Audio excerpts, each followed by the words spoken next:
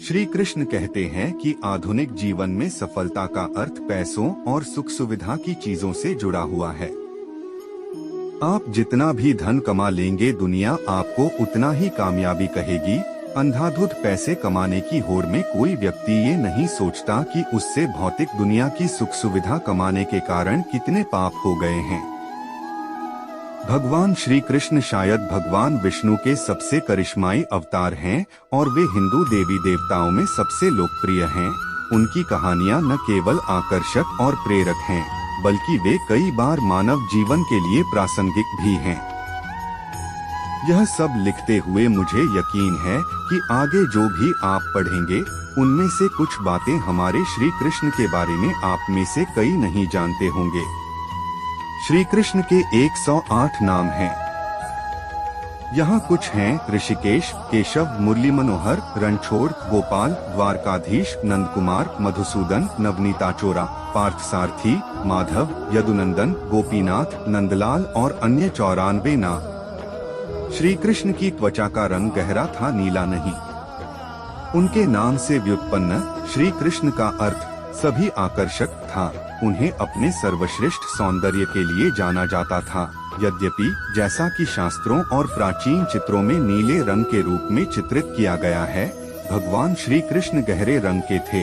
हालांकि उनकी चुंबकीय आभा के कारण, जिसमें नीले रंग थे, उन्हें नीली त्वचा वाले देवता के रूप में चित्रित और वर्णित किया गया था।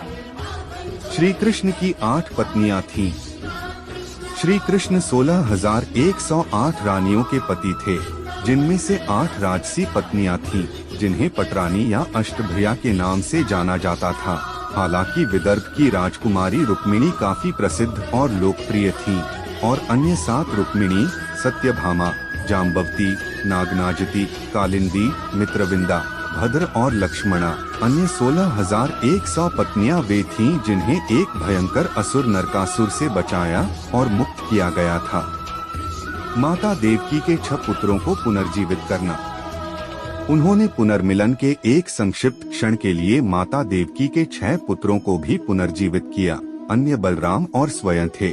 उनके नाम थे स्मारा, उद्गीथा, परिश्वंग, पतंग, शूद्रभृत और घृणी। अपने पूर्व जन्म में कंस या कंस कालनेमी थे, जिन्हें श्री विष्णु ने मार डाला था।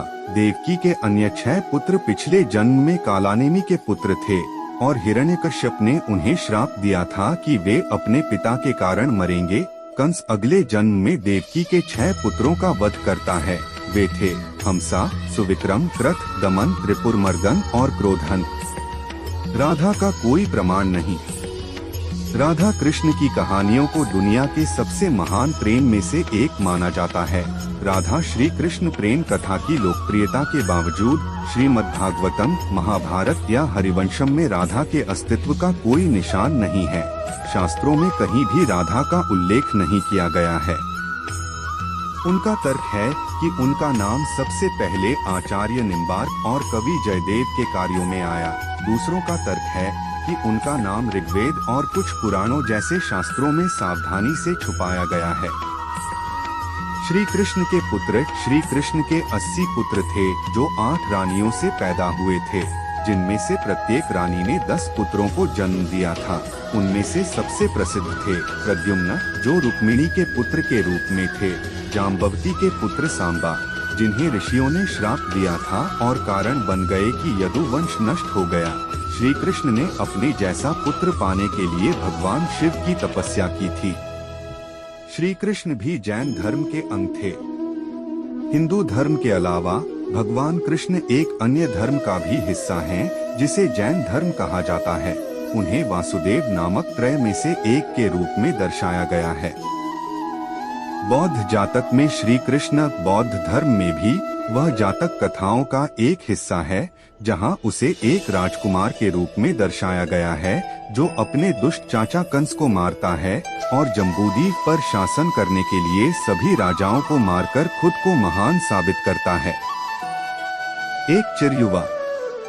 श्री कृष्ण प्रकृति के वास्तविक देवता प्रतीत होते थे, जो प्रकृति की सीमा से परे थे। पुराणों के ऐतिहासिक चित्रणों में वह दशकों बाद भी उम्रदराज नहीं लगते थे। महाभारत ने कई बार संकेत दिया है कि भगवान कृष्ण किसी सीमा के अधीन नहीं हैं। एक घटना में दुर्योधन ने श्री कृष्ण को बंदी बनाने की कोशिश की, जहां उनका शरीर उनके भीतर की सभी रचनाओं को दिखाते हुए विकराल रूप में आ गया, जिसमें उनके भीतर सारी सृष्टि दिखाई दे रही थी। श्री कृष्ण का संबंध पांडवों से था। पांडवों का संबंध अपनी माता की ओर से श्री कृष्ण से है। पांडवों की माता कुंती श्री कृष्ण के पिता वासुदेव की बहन थीं।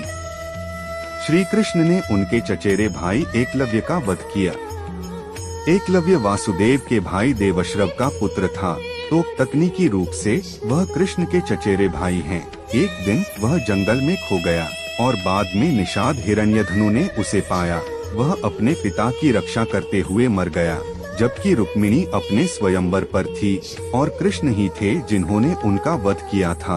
हालांकि उसने उसे वरदान दिया कि वह जल्द ही पुनर्जन्म लेगा और द्रोण से बदला लेगा, जिनके कारण उसने अपना अंगूठा काट दिया था। एकलव्य का धृष्टद्युम्न के रूप में पुनर्जन्म हुआ, जिसने द्रोणाचार्य को मारने के एकमात्र उद्देश्य के लिए यज्ञ से जन्म लिया। क्या श्री कृष्ण ही भगवान है? श्री कृष्ण भगवान के अवतार हैं। जैसे भगवान राम अवतार हैं, भगवान के अनेकों अवतार हैं। जिस अवतार पर हमारा मन केंद्रित हो जाता है, अर्थात जिस अवतार को पूर्ण रूप से हमारा मन स्वीकार कर लेता है, वही हमारे लिए पूर्ण भगवान हैं। यह मैंने ज्योतिष शास्त्र में सीखा व समझा है। इस उत्तर का मूल स्रोत है मेरा अनुभव। चित्र सोर्स है गूगल इमेजेस। श्री कृष्ण श्री राम से अधिक लोकप्रिय क्यों हैं? चलिए उस क्षण में जब माँ यशोदा अपने नन्हे से शिशु कृष्ण को गोद में लेकर सुला रही है। घुंघराले बालों, कमल के फूल समान बड़े बड़े गंभीर नेत्रों, सांवले सलोने से जो एक मुस्कान में विश्व को मोहित कर ले, ऐसे अपने लाल को कहीं किसी की नजर ना लगे, ये सोचकर के सिर पर मोरपंख लगाते हुए माँ यशोदा मातृवात्सल्य से ओतप्रोत होकर अपने लाला को लोरी सुनाने की सोचती है। गोद में बालक कृष्ण उनीदे से लेते हुए है और यशोदा माता उन्हें एक पुरानी कथा सुनाना शुरू करती है। नंद नंदन एक कहूँ कहानी। रामचंद्र राजा दशरथ के जनकसुता या के घर रानी। नंद के लाला एक कहानी कहती हूँ तुमसे सुनो। एक समय में दशरथ राजा के यहाँ रामचंद्र नाम के पुत्र हुए, जिनका विवाह जनक जी की पुत्री जानकी के साथ हुआ। कृष्ण को यूं तो नींद आ रही है, पर जहाँ माँ ने नाम लिया दशरथ और फिर रामचंद्र, वैसे ही वो एकदम से आंख खोलकर माँ की गोद में ही झट से उठकर बैठ गए हैं और मंद मंद मुस्कुराते हुए बड़े ध्यान से अपनी माँ का मुख देखते हुए कहानी सुनने लग रहे हैं। अब भगवान श्री कृष्ण को लड्डू गोपाल क्यों कहते हैं? बालक रूप में भगवान अपने हाथ में लड्डू लिए हैं, इसलिए लड्डू गोपाल कहते हैं। तथा एक कथा इस प्रकार है। एक भक्त थे जिनका नाम था रघुनंदन। वह बालक थे, पिता कहीं गए थे। पिता ने कहा लड्डू का भोग खिला देना ठाकुर जी को। बच्चे ने कहा जो आज्ञा। उसने भगवान से खाओ खाओ, लेकिन भगवान नहीं खा रहे थे। वह रोने लगा, पिताजी मुझे डांटेंगे कि तुमने खिलाया क्यों नहीं। तो भगवान लड्डू खा लिए। जब पिताजी आए उन्होंने पूछा प्रसाद दो। बालक ने कहा वह तो भगवान खा गए। पिता ने कहा बदमाश कहीं के तूने खा लिया होगा। बोले नहीं भगवान खा गए। पिता ने कहा जरा एक भोग और लगाना लड्डू का। बालक ने फिर कहा भगवान से और ज्यादा रोने लगा, मेरे पिता मुझे मारेंगे, खाओ। भगवान खाने लगे। उसी समय पिता आ गए देखने के लिए, तो ठाकुर जी हाथ में लड्डू लिए हैं, अंतर्धान हुए। वह मूर्ति आज भी बंगाल की में है, इसलिए भी लड्डू गोपाल नाम पड़ा। भगवान श्री कृष्ण अपने मुकुट के ऊपर मोरपंख क्यों रखते थे? ऐसी कथा है कि जब विष्णु ने राम के रूप में अवतार लिया और राम, सीता और लक्ष्मण 14 वर्ष के लिए वन भटक रहे थे। सीता को रावण हर कर ले गया था। तब राम और लक्ष्मण सीता को खोजते हुए वन भटक रहे थे और प्राणियों से सीता का पता पूछ रहे थे कि क्या उन्होंने सीता को कहीं देखा है।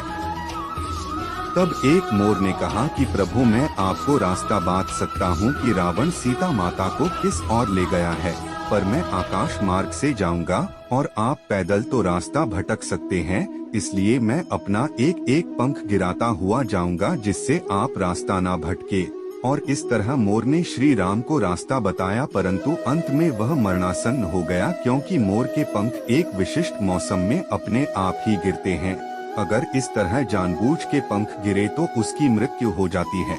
श्री राम ने उस मोर को कहा कि वे इस जन्म में उसके इस उपकार का मूल्य तो नहीं चुका सकते, परंतु अपने अगले जन्म में उसके सम्मान में पंख को अपने मुकुट में धारण करेंगे। और इस तरह श्री कृष्ण के रूप में विष्णु ने जन्म लिया और अपने मुकुट में मोर पंख को धारण किया।